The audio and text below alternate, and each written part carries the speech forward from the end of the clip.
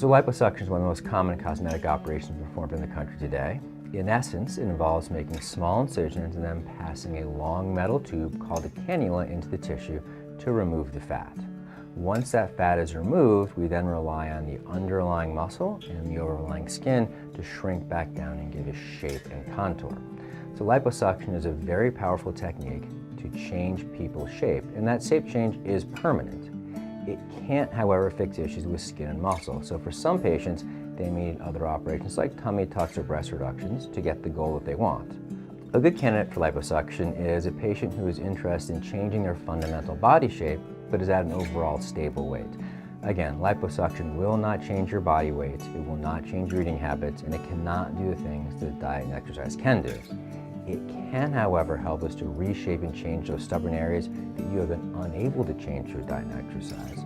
So the patients who are really the best candidates for liposuction have a stable weight and good overlying skin tone and specific areas or shapes that they want to change.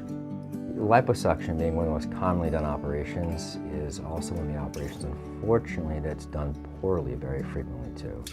And that's because a lot of people try to use it for patients who are not good candidates. So the most important thing is to find a surgeon who does not do just liposuction, but who's also capable of performing other operations that you may need, such as a tummy tuck or a breast lift, so you can get an honest answer as to which one is the right choice. The most dangerous thing is to get an operation that's not the right operation for you. There are a lot of different techniques out there for liposuction, and in the end, most plastic surgeons who are board certified, who do large amounts of liposuction, use the basic technique called tumescent liposuction. It does not require fancy, expensive machines. It does not require a lot of marketing. It just requires good technique and a good aesthetic eye.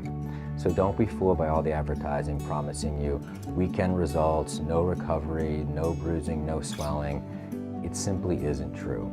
If it were true, all plastic surgeons would be using these technologies, but we're not, because the old standby is actually still the most powerful tool. It just has to be used in good hands that understand how to do it safely, and has a good eye for aesthetics.